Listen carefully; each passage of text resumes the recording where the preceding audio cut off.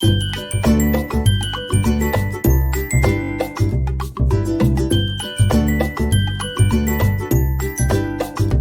राधे, कैसे हो आप लोग।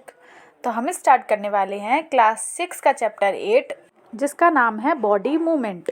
इसमें हम अलग अलग तरीके के मूवमेंट्स के बारे में पढ़ेंगे कि कैसे हम मूवमेंट्स कर पाते हैं, कौन सी चीज़ हैं जो हमारी हेल्प करती हैं मूवमेंट करने में। तो इस चीज़ के बारे में हम इसमें डिटेल में पढ़ेंगे। अगर हम डेफिनेशन देखें मूवमेंट की तो क्या होगी, द एक्ट और process of moving and specially changing place और पोजीशन। हम मूवमेंट करके अपनी पोजीशन या फिर प्लेस को चेंज कर रहे हैं, उसको हम बोलते हैं movement. We move to change the place, different part of your body move while you remain at the same place. कभी कभी क्या होता है कि हम अपना प्लेस चेंज करते हैं, मूव, तो उसे हम बोलते हैं मूवमेंट। कभी कभी हमारी बॉडी में ऐसे भी मूवमेंट होते हैं जो उधर ही रहते हैं, मतलब अपनी प्लेस चेंज नहीं करते हैं, तो वो भी एक तरीके का मूवमेंट होता है। जैसे हमारी फिंगर मूव करती हैं पर वो अपनी जगह पर ही हैं, तो वो ये भी हमारा एक मूवमेंट है। ह्यूमन बॉडी मूवमेंट, हमें इस पूरे चैप्टर में इसी के बारे में पढ़ना है कि हमारी बॉडी में कौन कौन सी जगह ऐसी हैं जहाँ पर मूवमेंट होता है और किसकी वजह से हम मूवमेंट कर पाते हैं, कौन सी चीज़ें हमारी मूवमेंट में हेल्प करती हैं। तो इन सब चीज़ों के बारे में हम इस चैप्टर में पढ़ेंगे। तो चलिए स्टार्ट करते हैं। ये एक टेबल है जो आपके एनसीईआरटी की बुक में दे रखी है और इसमें कुछ एनिमल्स दे रखे हैं जो मूवमेंट करते हैं। जैसे animals, cow, body part used for moving from place to place. तो वो कौन सा अपना पार्ट यूज़ करती है मूव करने के लिए, एक प्लेस से दूसरी प्लेस पे जाने के लिए। How does the animal move, और वो कैसे मूव करती है। तो काउ किस चीज़ का यूज़ करते हैं, वो लेग्स का यूज़ करते हैं और क्या करते हैं, वो वॉक करते हैं या फिर रन करते हैं। ह्यूमंस किस चीज़ का यूज़ करते हैं, लेग्स का यूज़ करते हैं और क्या करते हैं, वो वॉक करते हैं। स्नेक अपनी पूरी होल बॉडी का यूज़ करता है और वो स्लिथर करते हैं। बर्ड, बर्ड किसका यूज़ करते हैं, विंग्स का यूज़ करते हैं, वो फ्लाई करते हैं। इंसेक्ट, इंसेक्ट किस चीज़ का यूज़ करते हैं, लेग्स का यूज़ करते हैं अपने और विंग्स का यूज़ करते हैं, वो वॉक करते हैं और फ्लाई करते हैं। और फिश अपनी फिन्स का यूज़ करते हैं और वो स्विम करते हैं। तो मतलब मूवमेंट जो होती हैं वो अलग अलग तरीके के बॉडी पार्ट्स को यूज़ करके होती हैं। सब लोग अलग अलग तरीके के बॉडी पार्ट्स को यूज़ करते हैं और अलग अलग तरीके की मूवमेंट करते हैं। तो इसी के बारे में हम डिटेल में पढ़ेंगे। तो चलिए स्टार्ट करते हैं। Joints in human body, human body में कई तरीके के जॉइंट्स होते हैं जो हमारी मूवमेंट में हेल्प करते हैं। A joint is the part of the body where two or more bones meet to allow movement. Joints जो होता है वो हमारी बॉडी का एक पार्ट होता है जिसके द्वारा हम मूवमेंट कर पाते हैं। और जॉइंट में दो या दो से ज़्यादा बोन्स मीट करती हैं तब उसमें मूवमेंट होता है। जैसे हमारी कोहनी में जॉइंट होता है तब हम अपने हाथ को मोड़ पाते हैं। जहाँ पर जॉइंट होता है हम उस जगह पर से मोड़ पाते हैं और जहाँ पर जॉइंट नहीं होता वहाँ पर हम नहीं मोड़ सकते। तो जॉइंट्स किस में हेल्प करते हैं, जॉइंट्स हमारी मूवमेंट में हेल्प करते हैं। There are different types of joints in our body to help us carry out different movement and activities. हमारी बॉडी में डिफरेंट डिफरेंट टाइप्स के जॉइंट होते हैं जो कि कई तरीके काम करते हैं। हम डिफरेंट डिफरेंट मूवमेंट कर पाते हैं इन जॉइंट्स की वजह से, डिफरेंट डिफरेंट एक्टिविटीज़ कर पाते हैं। जैसे हम भाग पाते हैं, दौड़ पाते हैं, कोई भी वेट कैरी करते हैं या फिर हम लिखते हैं तो हम इन जॉइंट्स की वजह से ही कर पाते हैं। हमारी बॉडी में 4 टाइप्स के जॉइंट्स प्रेजेंट होते हैं। जैसे फर्स्ट है wall and socket joint, second है पिविटल जॉइंट, थर्ड है हिंज जॉइंट और फोर्थ है फिक्स्ड जॉइंट। हमारी पूरी बॉडी में अलग अलग तरीके के जॉइंट प्रेजेंट होते हैं जो कि अलग अलग मूवमेंट करने में हमको हेल्प करते हैं। मेनली 4 तरीके के जॉइंट होते हैं जो हमारी बॉडी में होते हैं जो हमें अलग अलग मूवमेंट करने में हेल्प करते हैं। तो फर्स्ट होता है हमारा बॉल एंड सॉकेट जॉइंट। तो इसके बारे में पढ़ते हैं कि ये क्या होता है। This is the type of joint in which ball shape surface of one bone fitted into the hollow space of another bone also called socket। इसमें 2 बोन्स जॉइंट होती हैं। एक बोन की जो शेप होती है वो ऊपर से बॉल जैसी होती है और जो दूसरी बोन होती है वो सॉकेट जैसी होती है, जिसमें जो बॉल जैसी बोन होती है वो उसके अंदर घुसी हुई होती है सॉकेट के अंदर। In this type of joint movement can be done in all the direction. ये जो जॉइंट होता है इसमें जो बोन्स होती है वो ऑल डायरेक्शन में मूव कर पाती है। फॉर एग्जांपल जैसे शोल्डर जॉइंट है हमारा, हिप जॉइंट है, तो ये जो है वो ऑल डायरेक्शन में मूव कर पाते हैं। ये बॉल और सॉकेट जॉइंट का डायग्राम है। इसमें ये थाई बोन दे रखी है और ऊपर हिप बोन दे रखी है और ये बीच में दे रखा है बॉल एंड सॉकेट जॉइंट। ये जो थाई बोन है इसमें तो बॉल लाइक स्ट्रक्चर होता है बोन का, और ये जो हिप बोन है इसमें सॉकेट जैसा स्ट्रक्चर होता है बोन का। तो ये थाई बोन है बॉल जैसी, ये हिप बोन में यानी कि सॉकेट जैसी जॉइंट में जुड़ी होती है, इसलिए इसे बॉल एंड सॉकेट जॉइंट बोलते हैं। और ये ऑल डायरेक्शन में हमारी थाई मूव कर पाती है। अगर आपको देखना है कैसे मूव करती है तो आप सीधे लेट जाओ और अपने पैर को आप ऑल डायरेक्शन में घुमा सकते हो, लेट के, खड़े होके नहीं। और खड़े होके आप शोल्डर को ऑल डायरेक्शन में घुमा सकते हो। आप अपनी शोल्डर वाली बोन्स को, अपने हाथ को ऑल डायरेक्शन में 360 डिग्री पर मूव करवा सकते हो। किसकी वजह से? बॉल एंड सॉकेट जॉइंट की वजह से। एक्टिविटी 1, इस एक्टिविटी से आपको ball and socket joint clear हो जाएगा कि ये कैसा होता है। Roll a strip of paper into cylinder. आपको एक पेपर रोल करना है सिलेंडर की शेप में।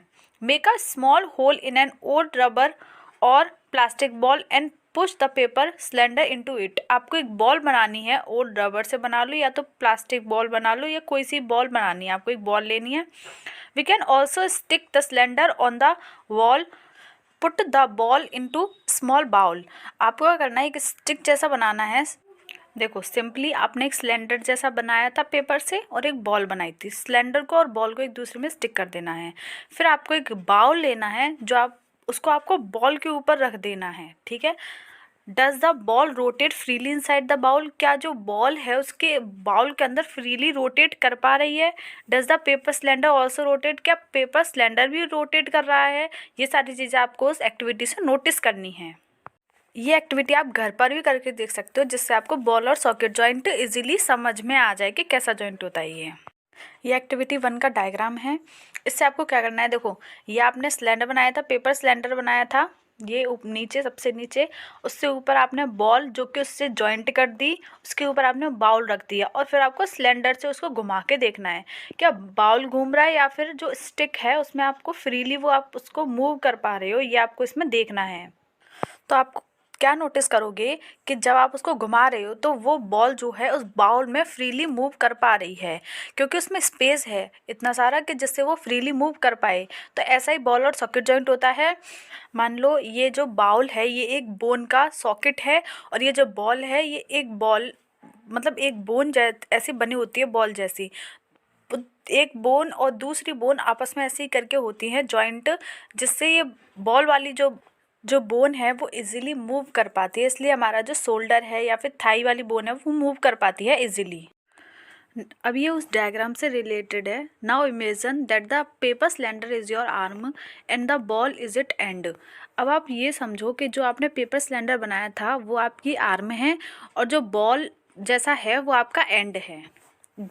मतलब बोन का एंड है। The bowl is like the part of the shoulder to which your arm is joint. और जो बाउल आपने ऊपर रखा है वो पार्ट है शोल्डर का जिससे आपकी आर्म जो है वो जॉइंट है। The rounded end of one bone fit into the cavity यानी कि hollow space of the other bone. जो राउंडेड एंड है यानी कि हमारे हैंड का जो राउंडेड एंड है वो फिट है एक होलो स्पेस में, होलो कैविटी में दूसरी बोन की। Such a joint allow movement in all direction. इसलिए इसकी जो मूवमेंट होती है वो ऑल डायरेक्शन में होती है, बिकॉज इसमें जो स्पेस होता है वो बहुत ज़्यादा होता है जिसमें हमारी बोन्स जो है वो फ्रीली मूव कर पाती है। आई होप आपको समझ में आ गया होगा बॉल एंड सॉकेट जॉइंट अच्छे से। अब हम नेक्स्ट समझते हैं pivotal joint. Pivotal joint, the joint where our neck joints the head. इस जॉइंट में क्या होता है, जो हमारी नेक है वो हेड के साथ जॉइंट रहती है। It allows us to bend our head forward and backward and turn the head our right और लेफ्ट। इसमें क्या होता है, मूवमेंट जो होता है बोन का वो या तो राइट होता है या तो लेफ़्ट होता है या तो फॉरवर्ड होता है या तो बैकवर्ड होता है, यानी आगे होता है या तो पीछे होता है या तो दाएं होता है या तो बाएं होता है। ये ऑल डायरेक्शन में मूव नहीं करता है। जैसे हमारी नेक वो आगे जा सकती है, पीछे जा सकती है, लेफ़्ट जा सकती है, राइट जा सकती है, बट ऑल ऐसे डायरेक्शन मूव नहीं कर सकती, हम अपनी गर्दन को ऐसे बिल्कुल पीछे नहीं ले जा सकते। तो इसी वजह से, ताकि इसमें पिवटल जॉइंट होता है। In a pivotal joint a slender bone rotates in a ring. ये जो रिंग वाली चीज़ है आपको डायग्राम देख के समझ में आएगी, यानी कि एक स्लेंडर बोन होती है, एक इसमें रिंग प्रेजेंट होती है जो कि रोटेट करती है, एक रिंग रोटेट करती है। Pivotal joint allow rotation and although you have many joints in our body. Pivotal joint जो रोटेशन होता है वो हमारी बॉडी में और भी जगह पर होता है। Pivotal joint located in your neck, your wrist and your elbow. ये जो पिवटल जॉइंट है वो कहाँ कहाँ पे पाया जाता है?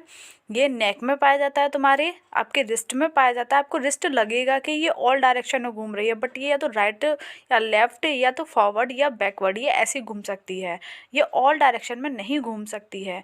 तो पिवटल जॉइंट का डायग्राम देखते हैं अब, ताकि आपको और अच्छे से क्लियर हो सके। यह है डायग्राम। ये जो आपको पिंक कलर की बोन्स दिख रही हैं, इनमें होता है पिवटल जॉइंट, जिससे ये हमारी नेक जो है मूव कर पाती है, ऑल डायरेक्शन में नहीं, बट आगे पीछे और दाएं और बाएं। आई होप कि आपको इसकी मूवमेंट और ये अच्छे समझ में आ गया होगा पिवटल जॉइंट। नेक्स्ट हम पढ़ते हैं हिंज जॉइंट। हिंज जॉइंट, इसका नाम हिंज क्यों है? क्योंकि जो हमारे गेट में हिंज वगैरह लगे रहते हैं, तो हमारा गेट कैसे एक ही डायरेक्शन में मूव करता है ना, हम उसे खोल सकते हैं, बंद कर सकते हैं, खोल सकते हैं, बंद कर सकते हैं। तो जैसे हमारा गेट मूव करता है वैसे ही इस जॉइंट का भी मूवमेंट होता है। Hinge joint are a type of joint that function much like the hinge on a door, allowing bones to move in one direction. जो हिंज जॉइंट होता है वो हमारे जो फंक्शन करता है जैसे हमारे डोर में हिंज होता है उसकी तरह, और ये सिर्फ एक ही डायरेक्शन में मूव करने के लिए अलाउ करवाता है बोन्स को, जैसे कि the finger, toes, elbow, knees and ankle. इसमें जो हमारी मूवमेंट होती है वो हिंज जॉइंट की वजह से होती है। आपने नोटिस किया होगा कि आप एल्बो को ऊपर की साइड में कर सकते हो, बट पीछे की साइड में नहीं कर सकते। तो इसी वजह से नहीं कर सकते क्योंकि उसमें एक ही मूवमेंट अलाउ होता है, यानी कि एक ही साइड में आप मूवमेंट उसे कर सकते हो, पीछे की साइड में नहीं कर सकते। तो ये होता है हिंज जॉइंट की वजह से। अब एक एक्टिविटीज़ देखते हैं जिससे आपको ये हिंज जॉइंट और अच्छे से क्लियर हो जाएगा। ये activity 3, let us look at the kind of movement allow by a hinge. ये देखने के लिए ये एक्टिविटी 3 है कि ये जो हिंज है वो कैसे मूवमेंट करता है, कैसे अलाउ करता है मूवमेंट करने के लिए। Make a cylinder with cardboard. आपको एक सिलेंडर बनाना है कार्डबोर्ड से, या फिर कोई भी थिक पेपर ले लो आप। Attach a small pencil to the cylinder by piercing the cylinder at the center. आपको एक सिलेंडर बनाना है कार्डबोर्ड से, उसमें आपको बीच में होल कर देना है और एक स्मॉल पेंसिल उससे अटैच कर देनी है। Make a hollow half cylinder from cardboard such that the rolled up cylinder can fit inside it easily. फिर आपको एक और कार्डबोर्ड का सिलेंडर बनाना है, बट वो आधा बनाना है, हॉलो बनाना है, और उसमें वो जो पूरा सिलेंडर आपने बनाया है उसको आपको उसमें फिट कर देना है। डायग्राम देख के आपको अच्छे समझ में आ जाएगा कि कैसे बनाना है। ये है डायग्राम। इसमें देखो कार्डबोर्ड से एक सिलेंडर बनाया, फिर उसको येलो कलर के पेपर से एक और हाफ सिलेंडर बनाया, उसको उसमें फिट करके रख दिया, और एक पेंसिल ली, उसको भी इस छेद में डाल देंगे। ठीक है, तो फिर इसकी जो आप मूवमेंट देखोगे तो वो हिंज जॉइंट जैसी मूवमेंट होगी। ये आप खुद सामने करके देखोगे जब आपको अच्छे से समझ में आएगा कि ये कैसे एक्टिविटी है और ये कैसे करनी है। ये हमने बोन का डायग्राम लिया है, ये हिंज जॉइंट का एग्जाम्पल है कि जो हिंज जॉइंट वाली बोन होती है वो कुछ ऐसी दिखती हैं। ठीक है, आई होप आपको समझ में आ गया होगा हिंज जॉइंट कैसा होता है। अब है फिक्स्ड जॉइंट। ये वो जॉइंट होते हैं जिनमें कोई भी मूवमेंट नहीं होती है। Some joints between bones in our head are different from those we have discussed so far. कुछ जॉइंट्स होते हैं जो हमारे हेड में भी प्रेजेंट होते हैं, बट इसके बारे में हम डिटेल में डिस्कस्ड बड़ी बड़ी क्लासों में करते हैं। ठीक है, the bones can not move at this joint. जो बोन्स होती हैं ये वाली जो हमारे सिर में होती है ये मूव नहीं करती हैं, इसके जॉइंट्स जो हैं वो मूव नहीं करते हैं। The joints in which bones can not move और बेंड आर कॉल्ड इमूवेबल और फिक्स्ड जॉइंट। वो जॉइंट जो कि मूव नहीं कर सकते और जिन्हें हम बेंड नहीं कर सकते उन्हें हम बोलते हैं इमूवेबल जॉइंट और फिक्स्ड जॉइंट। ये जो होते हैं वो होते हैं हमारे स्कल में, यानी कि हमारी खोपड़ी में बोन होते हैं। और जो हमारा अपर जॉ होता है ये भी मूव नहीं करता है। आपने कभी नोटिस किया होगा खाना खाते टाइम पे तो आपका नीचे वाला जॉ मूव करता है, ऊपर वाला जॉ जो है वो मूव नहीं करता है। तो ऐसे जॉइंट्स जो मूव नहीं करते हैं, अपनी जगह पर ही स्थिर रहते हैं, हम उन्हें मूव नहीं कर सकते, तो वो जॉइंट होते हैं फिक्स्ड जॉइंट। तो चारों जॉइंट का एक बार रिकैप ले लेते हैं कि हमने क्या क्या सीखा है आज। सबसे पहले देखा था हमने बॉल एंड सॉकेट जॉइंट। इसका जो मूवमेंट होता है वो ऑल डायरेक्शन में मूव कर सकता है और ये हमारे हिप्स जॉइंट और शोल्डर जॉइंट में प्रेजेंट होता है। सेकंड देखा था हमने पिवटल जॉइंट। इसमें राइट, लेफ्ट, फॉरवर्ड और बैकवर्ड 4 डायरेक्शन में मूवमेंट होती है। और ये कहाँ कहाँ पर प्रेजेंट होता है? ये हमारी नेक में प्रेजेंट होता है और हमारी रिस्ट में प्रेजेंट होता है और हमारी एल्बो में प्रेजेंट होता है। पिवटल जॉइंट हो गया। अब है हिंज जॉइंट। इसमें एक ही डायरेक्शन में मूवमेंट होता है और ये हमारे टोज में प्रेजेंट होता है, फिंगर में, एल्बो में, नीज में और एंकल में प्रेजेंट होता है। ये हिंज जॉइंट हो गया। और होता है फिक्स्ड जॉइंट। इसमें कोई भी मूवमेंट नहीं होती है और ये हमारे स्कल में प्रेजेंट होता है, अपर जॉ में प्रेजेंट होता है। तो ये हमारे 4 तरीके के जॉइंट जो हमारी बॉडी में प्रेजेंट होते हैं और जो हमें अलग अलग तरीके की मूवमेंट करने में हेल्प करते हैं। इन सब चीज़ों के बारे में पढ़ चुके हैं। आज हम पढ़ेंगे स्केलेटन के बारे में। All the bones in our body also form a framework to give a shape to our body. जितनी बोन्स होती हैं हमारी बॉडी में, जितनी बोन्स प्रेजेंट होती हैं हमारी बॉडी में, वो एक फ्रेमवर्क बनाती हैं हमारी बॉडी का, यानी कि एक शेप देती है, एक स्ट्रक्चर बनाती हैं, बॉडी स्ट्रक्चर देती हैं जितनी बोन्स होती हैं। This framework is called the skeleton. वो उस फ्रेमवर्क को हम बोलते हैं skeleton. The human skeleton is composed of around 305 bones at birth. The number of bones in the skeleton changes with age. It decreases to 206 bones by adulthood after some bones have fused together. जब birth होता है यानी कि जन्म होता है तब हमारी बोन्स का जो नंबर होता है वो होता है 305 और जब ये एज के साथ फ्यूज्ड हो जाती हैं फिर ये डिक्रीज होकर 206 बोन्स हो जाती हैं। मतलब एडल्ट में 206 बोन्स होती हैं और बच्चे में 305 बोन होती हैं। ये है फ्रेमवर्क बॉडी का, यानी कि हमारी बॉडी की हाइट, हमारी हाथ की शेप कैसी होगी, ये सारी चीज़ें बोन्स के ऊपर डिपेंड करती हैं। हम अंदर से कुछ इस तरीके से लगते हैं। ये है स्केलेटन ऑफ बोन्स। ठीक है। X ray images. एक्सरे इमेजेस आपने जब देखी होंगी जब किसी को फ्रैक्चर हो जाता है या फिर बोन्स ब्रेक डाउन हो जाती हैं, तब बोन्स को देखने के लिए कि कहाँ से ब्रेक डाउन हुई है, तो इस चीज़ को देखने के लिए एक्सरे इमेज निकलती है जिसको डॉक्टर देखकर बताते हैं बोन्स को क्या परेशानी हुई है। X-ray are a type of radiations called electromagnetic waves. और जब एक्सरे होती है तो उसमें से इलेक्ट्रोमैग्नेटिक वेव्स निकलती हैं जिसके द्वारा एक पिक्चर क्रिएट होती है जिससे हमको बोन्स दिखाई देती हैं और हमें पता चलता है कि हमारी बोन्स जो है कहाँ से ब्रेक डाउन हुई हैं। X-ray imaging creates picture of the inside of your body. X-ray imaging एक पिक्चर क्रिएट करते हैं हमारी बॉडी के अंदर की। The images shows the part of your body in different shapes of black and white. ये जो इमेज शो होती है आपको, ये ब्लैक और वाइट कलर में होती है और डिफरेंट शेड्स दिखाई देते हैं इसमें। एक्सरे इमेजेस तो आई होप सबों ने देखी होगी कि कैसी दिखाई देती है। ये है उसकी इमेज। ये इसमें आपको क्लियरली बोन्स दिखाई दे रही हैं, पर ये हमको ऐसे इजीली पता नहीं चल पाता। अगर ब्रेक डाउन होती है तो ये डॉक्टर ही देख के बता सकते हैं या फिर जो स्टडी करते हैं वही देख के बता सकते हैं इसके बारे में। ये जो ब्लैक कलर में ये ऑर्गन है, ये है लंग्स, और ये जो वाइट दिखाई देते हैं ये होती है हमारी बोन्स। एक एक्टिविटी दे रखी है आपको एनसीईआरटी की बुक में, वो है एक्टिविटी 4। ये करके आपको कुछ बोन्स के बारे में पता चलेगा। Take a deep breath and hold it for a little while. आपको एक लंबी सांस लेनी है और फिर उसको रोकना है। Feel your chest bones and the backbone. आपको फिर अपनी चेस्ट बोन को फील करना है और बैकबोन को फील करना है while gently pressing the middle of the chest and back at the same time.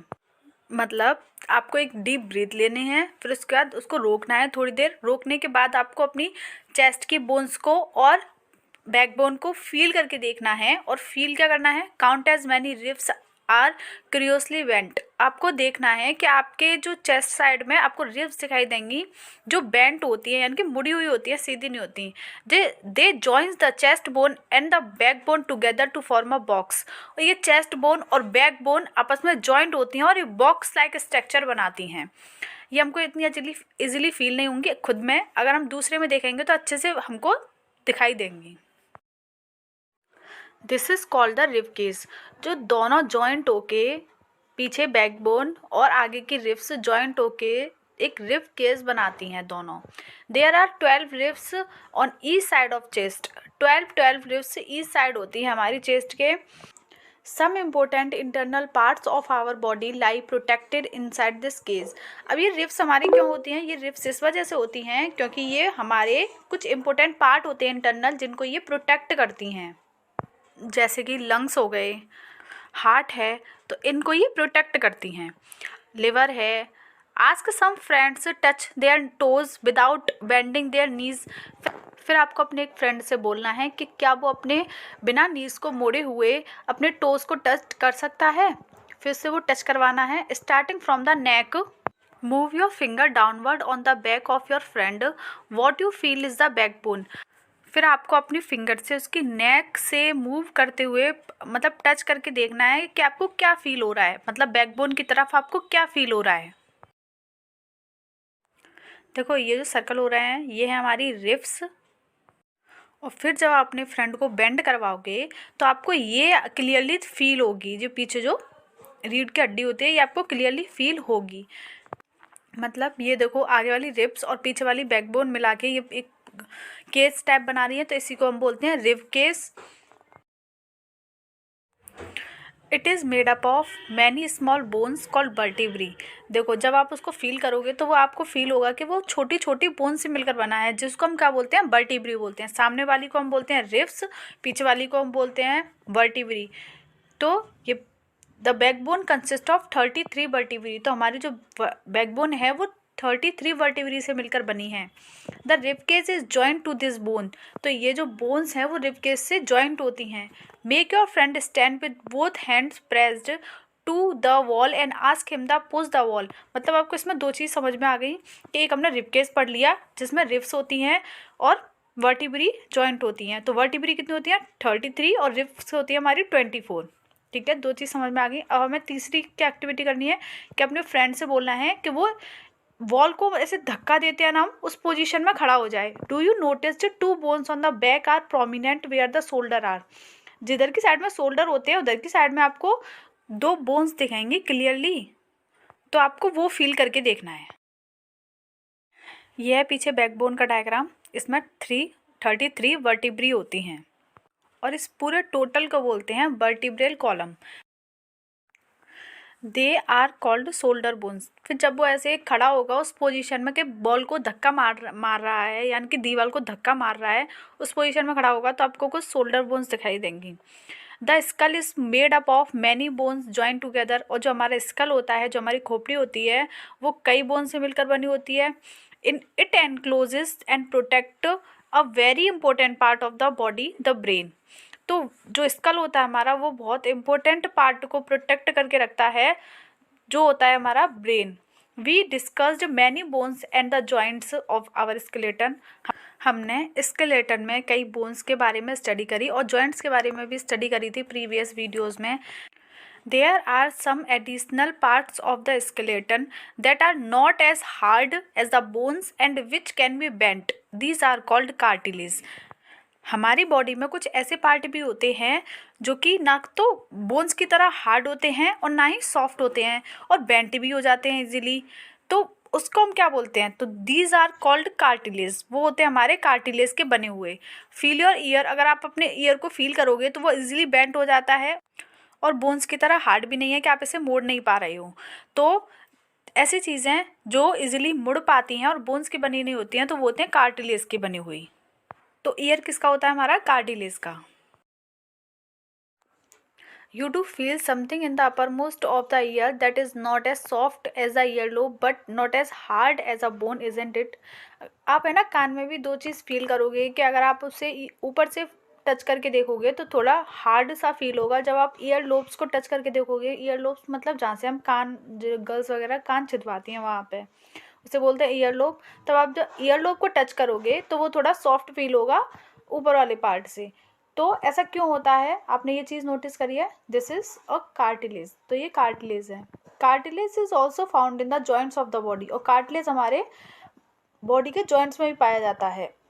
We have seen that our skeleton is made up of many bones, joint and cartilage. तो हम इस पूरे chapter में जहाँ तक हमने अभी तक स्टडी करी है, तो हमने देखा कि हमारा पूरा स्केलेटन किन चीज़ों से मिलकर बना है? मैनी बोन्स से मिलकर बना है, जॉइंट से मिलकर बना है और कार्टिलेज से मिलकर बना है। तो 3 चीज़ें हमने पढ़ ली।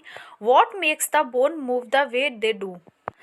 अब हमारी बॉडी में एक चीज़ और प्रेजेंट होती है जो कि हमारी बोन्स को मूव करने में हेल्प करती है। हमारी बोन्स उस चीज़ के बिना मूव ही नहीं कर सकती। तो वो कौन सी चीज़ होती है? Make a fist with one hand, bend your arm at the elbow and touch your shoulder with the thumb. यानी कि जैसे हम बॉडी दिखाते हैं ना दूसरों को, तो आपको ऐसे करके देखना है। Do you see any change in your upper arm? तो आपको अपर आर्म में कोई चेंज दिखाई देता है?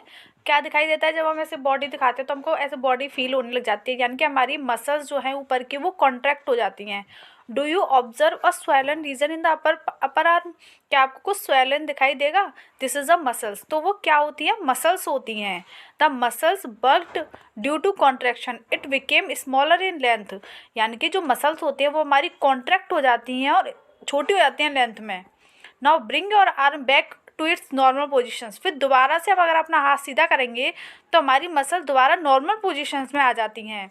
मतलब इस पूरे में क्या है, जब आप ऐसे बॉडी दिखाते हो ना दूसरों को, तो उस पोजीशन में आपको हाथ को करना है। तो आपको क्या दिखाई देगा? मतलब जो बॉडी बिल्डर होते हैं वो अपनी बॉडी दिखाते हैं ना, तो अपना हाथ मोड़ते हैं, तो वो जो हमें उनकी बॉडी दिखाई देती है तो वो होता है मसल कॉन्ट्रैक्शंस। यानी कि एक मसल जो होती है वो ऊपर की वो कॉन्ट्रैक्ट हो जाती है, वही हमको दिखाई देती है स्वेलन होके। When contractor the muscles become shorter, stiffer and thicker। जो मसल्स होती हैं जब हमारी कॉन्ट्रैक्ट होती हैं तो वो छोटी हो जाती है, शॉर्टर हो जाती है, स्टिफर हो जाती है और थिकर हो जाती है। इट पुल्स द बोन, और वो बोन्स को पुल करने में हेल्प करती है, यानी कि धक्का देने में हेल्प करती है।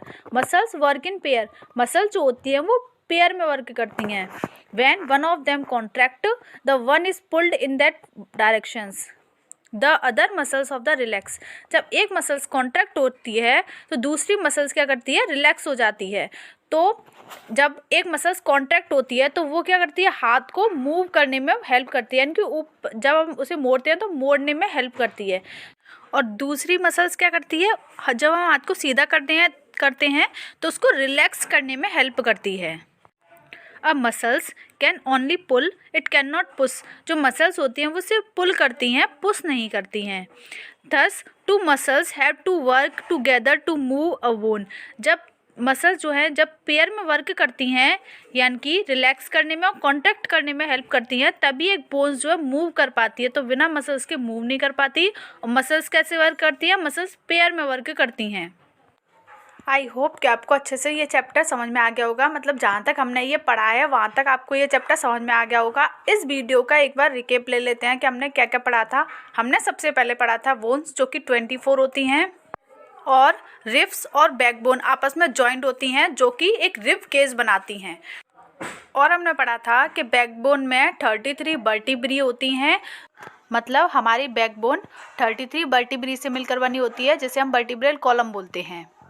और हमारी बोन में कार्टिलेज प्रेजेंट होता है, जो कि ना तो इतना सॉफ्ट होता है और ना ही बोन्स की तरह हार्ड होता है, और इजीली बेंड भी हो जाता है। तो उसे हम बोलते हैं कार्टिलेज, जो हमारे ईयर में प्रेजेंट होता है और हमारी जॉइंट्स में भी प्रेजेंट होता है।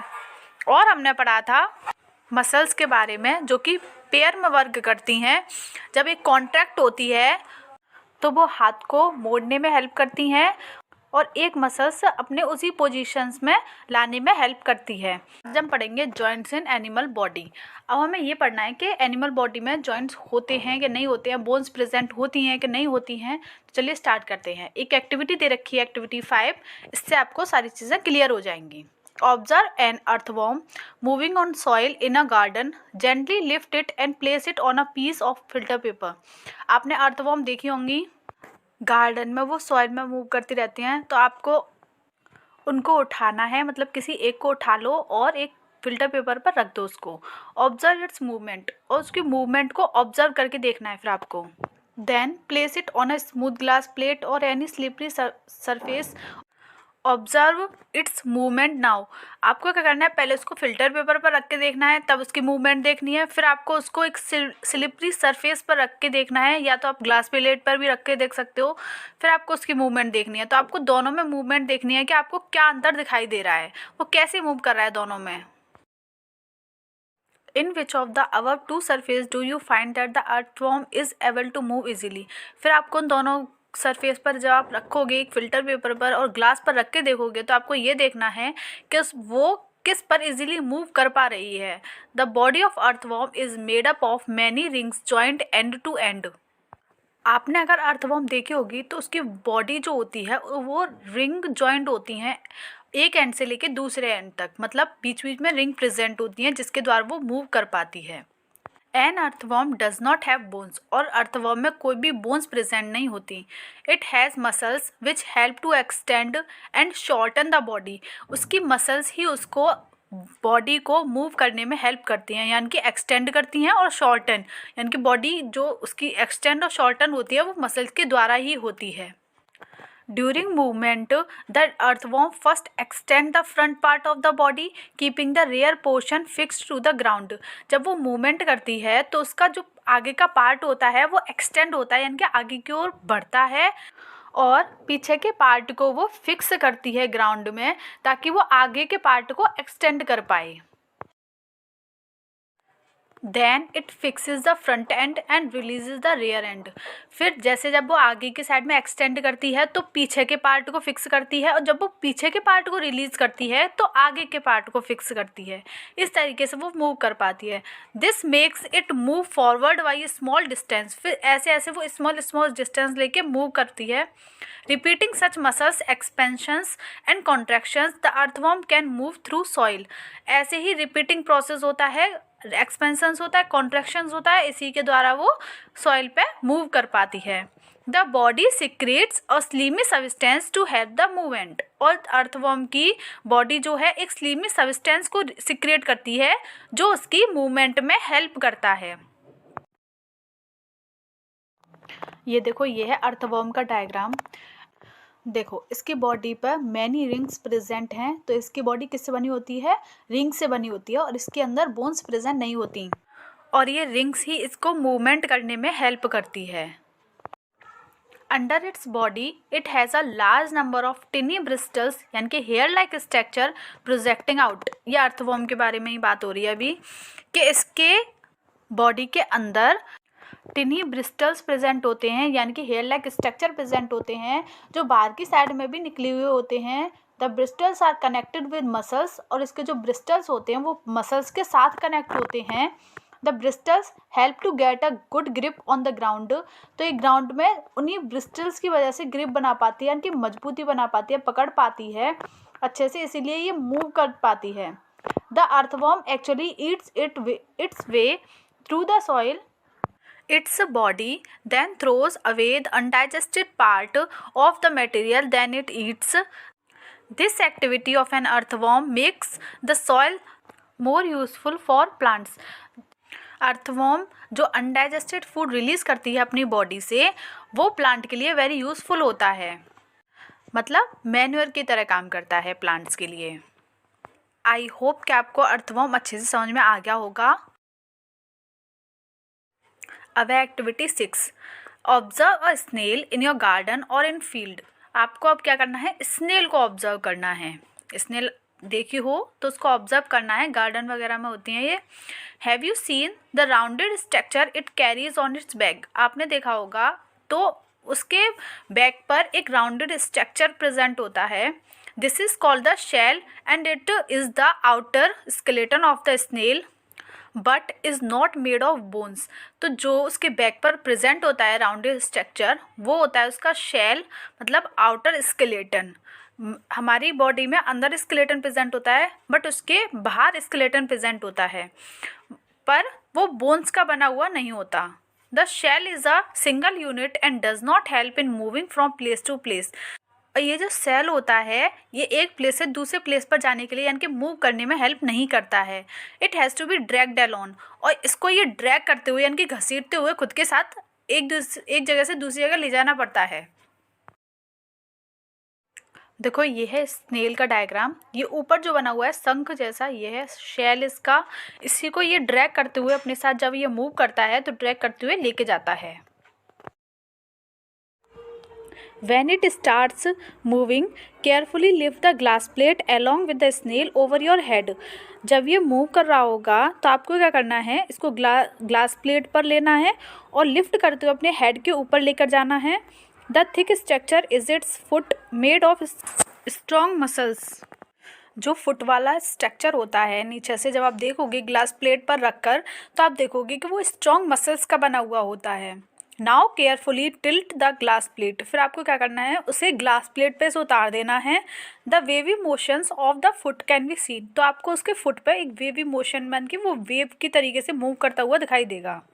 Is the movement of snail slow or fast as compare to an earthworm, तो आपको स्नेल का जो मूवमेंट दिखेगा वो अर्थवॉर्म से स्लो दिखेगा या फास्ट दिखेगा, ये आपको नोटिस करके देखना है।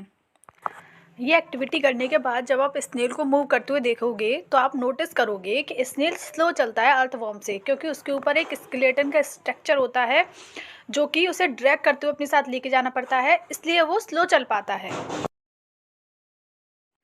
Activity 7, observe a cockroach. इसमें आपको कॉकरोच को ऑब्जर्व करना है। Cockroaches walk and climb as well as fly in the air. Cockroach walk भी कर लेते हैं, क्लाइंब भी कर लेते हैं और फ्लाई भी कर लेते हैं, यानी कि चल भी लेते हैं, दीवार पर चढ़ भी लेते हैं और फ्लाई भी कर लेते हैं, यानी कि उड़ भी लेते हैं। They have 3 pairs of leg, इनमें 3 पेयर्स ऑफ लेग होते हैं, यानी कि 3 एक साइड में 3 एक साइड में। दीज हेल्प इन वॉकिंग, जो उनको वॉकिंग में हेल्प करते हैं यानी कि चलने में हेल्प करते हैं। The body is covered with a hard outer skeleton, इसकी बॉडी एक हार्ड आउटर स्केलेटन से कवर्ड होती है, आपने देखा होगा तो ऊपर से। This outer skeleton is made of number of plates joint together and that permits movement.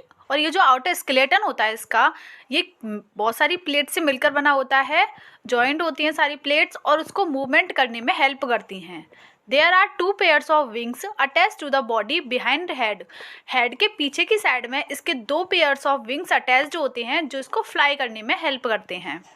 The cockroach have distinct muscles, those near the legs move to leg for walking, और लेग के पास इसके मसल्स प्रेजेंट होती हैं जो कि walking में help करती हैं।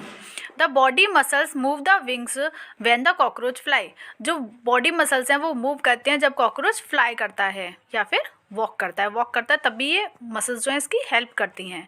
तो कॉकरोच के उड़ भी सकता है, चल भी सकता है और क्लाइंब भी कर सकता है, तो ये तीनों चीज़ें कर सकता है, और इसके अंदर विंग्स भी प्रेजेंट होते हैं और लेग्स भी प्रेजेंट होते हैं। अब तक हमने 3 एनिमल्स के बारे में पढ़ा है। तीनों में जो स्केलेटन होता है वो अंदर की साइड में प्रेजेंट नहीं होता, बाहर की साइड में प्रेजेंट होता है, और जो बोन से बना हुआ नहीं होता। यह है कॉकरोच, इसमें देखो 3 पेयर्स में लेग प्रेजेंट हैं, 3 राइट साइड में है, 3 लेफ्ट साइड में है, तो ये 3 पेयर्स में हो गए, और ऊपर की साइड में आउटर स्केलेटन है और विंग्स प्रेजेंट हैं। ये जो मैंने रेड कलर का साइन लगाया है ये हैं विंग्स इसके। Activity 8, make a paper boat. आपको एक पेपर बोट बनानी है, जैसे बचपन में बनाते हैं वैसे वाली बोट बनानी है। Put it in water and push it with 1 narrow end pointing forward. Did it go in to water easily. आपको क्या करना है, फिर उसको पानी में रखना है और उसको पुश करना है आगे की साइड में पॉइंटिंग साइड से, जैसे पीछे से 2 पॉइंटिंग साइड होती है उसकी, जैसे हम पीछे से उसको धक्का मारते हैं तो ऐसे आपको धक्का मारना है धीरे से।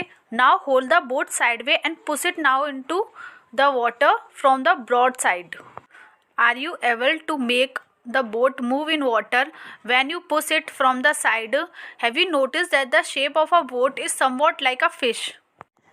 ये मैंने बोट बनाने की कोशिश करी है। ये जो ऊपर वाली बोट है आपको ऐसे पहले पीछे से धक्का मार के देखना है, फिर आपको साइड से ऐसे धक्का मार के देखना है, तो फिर आपको ये देखना है कि वो किधर की साइड से जल्दी से मूव करती है। और आप जब बोट बनाओगे तो आप ये देखोगे कि इसकी जो शेप होती है वो थोड़ी फ़िश की तरह शेप होती है।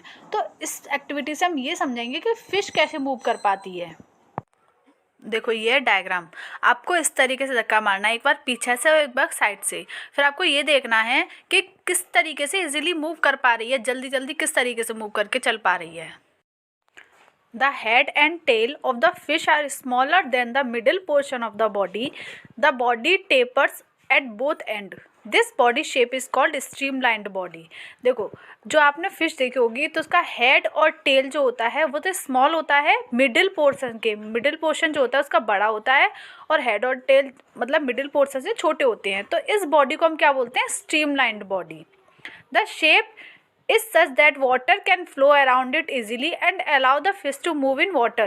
ये जो शेप होती है इसकी स्ट्रीमलाइंड बॉडी इस वजह से होती है कि ये वाटर में इजीली मूव कर पाए, इसलिए ये आगे से थोड़ी ऐसे होते हैं नुकीली टाइप।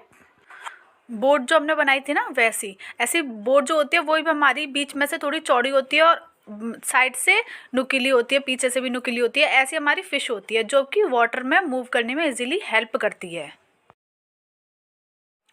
यह फिश का डायग्राम, ये देखो बीच में से ब्रॉड होती है और साइड से होती है स्मॉलर। इसी बॉडी को हम बोलते हैं स्ट्रीमलाइंड बॉडी, जो कि इसकी मूवमेंट में हेल्प करती है। Skeleton of fish. The skeleton of the fish is covered with strong muscles. जो फिश का स्केलेटन होता है वो स्ट्रॉन्ग मसल से कवर्ड होता है। During swimming muscles make the front part of the body curve to one side and the tail part swings toward the opposite side. The fish form a curve, then quickly the body and tail curve to the other side. This makes a jerk and pushes the body forward. जब ये swimming कर रही होती है fish तो ये curve बनाते हैं, एक आगे की साइड में कर्व बनाते हैं और एक पीछे की साइड में कर्व बनाती हैं।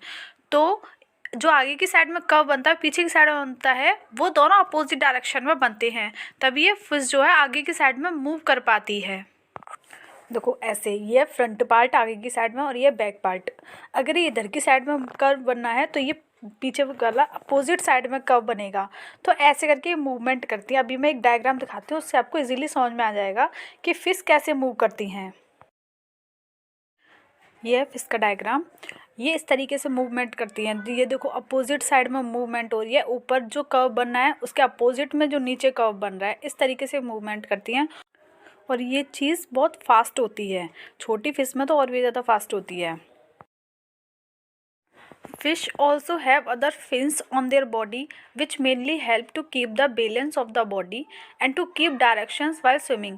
फिश के ऊपर अलग अलग तरीके के फिन्स भी प्रेजेंट होते हैं जो कि उसको स्विमिंग करने में हेल्प करते हैं और उसकी बॉडी को बैलेंस भी करते हैं पानी के अंदर, जिससे वो एक ही डायरेक्शन में मूव कर पाती है, एक ही डायरेक्शन में स्विम कर पाती है। Did you ever notice that under water divers wear fin like flippers on their feet to help them move easily in the water? आपने देखा होगा, आपने नोटिस किया होगा कि जो डाइवर्स होते हैं, अंडर वाटर डाइवर्स होते हैं, वो फ्लिपर पहनते हैं। कैसे? फिन लाइक फ्लिपर होते हैं उनके, जो कि उनको वाटर में मूव करने में इजीली हेल्प करते हैं। जो फिश के अंदर टेल के पास जो फिन होते हैं वो तो उसको स्विम करने में हेल्प करते हैं और बचे हुए उसको बैलेंस करने में हेल्प करते हैं। अब ये चैप्टर यही ख़त्म होता है, बॉडी मूवमेंट। आई होप कि आपको पूरा चैप्टर अच्छे समझ में आ गया होगा। Thank you.